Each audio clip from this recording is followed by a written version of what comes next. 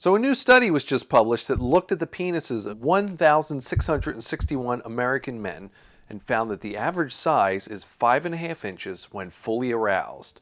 The study was conducted by the New Jersey Turnpike Rest Stop Commission.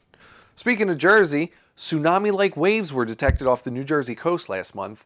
An aide for Chris Christie promises the governor will refrain from doing any more cannonballs in the Atlantic Ocean. And in Oklahoma, a woman who was discovered with a loaded gun in her vagina at the time of her arrest on multiple drug violations was sentenced to 25 years in prison. Meanwhile, at an Oklahoma hospital, Michael Douglas is said to be in critical condition with a massive head wound. Sir Elton John's been in the news lately.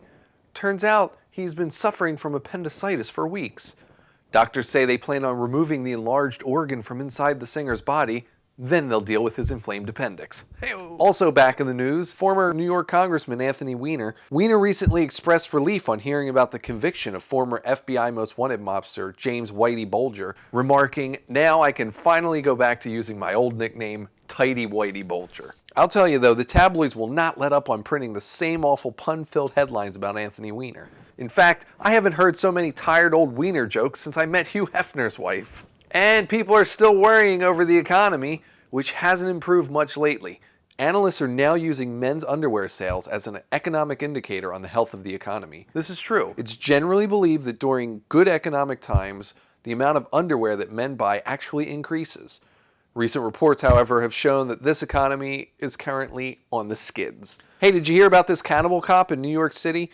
He's on trial accused of eating his former girlfriends and storing their body parts in his refrigerator. Cops say he had trouble keeping a girlfriend. Most of his relationships would go bad after about 5 days, or 3 days if she was Chinese. Cops in New Hampshire, meanwhile, have retrieved a diamond ring that was swallowed by a thief during a burglary a few days before. The recovered ring was said to have contained 1.5 carats and a few pieces of corn. And while we're on the subject, don't ever visit a proctologist unless he has a copy of the AP Style and Punctuation Guide in his office, because that's a man who's really into colons. The Duke and Duchess of Cambridge proudly welcomed their first boy into the world, Prince George Alexander Louis. He's the first heir to be produced by a royal since the Earl of Wessex annual Chili Fest last fall. Oh, and did you hear about this? 50 Shades of Grey has been banned from school libraries across the United States.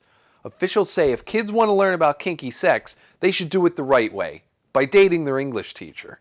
And speaking of sex, I approached a girl in the mall recently who was wearing a tight pair of sweatpants with the word juicy on the rear end. Figuring it was a sign that she was looking for a good time. Turns out it was just a warning. She has irritable bowel syndrome. And finally, on my way to work the other day, I watched a homeless man chug an entire bottle of wine, urinate on a pile of skids, and then open a second bottle of wine. I asked him what the hell he thought he was doing. Turns out, he was just cleansing his palate.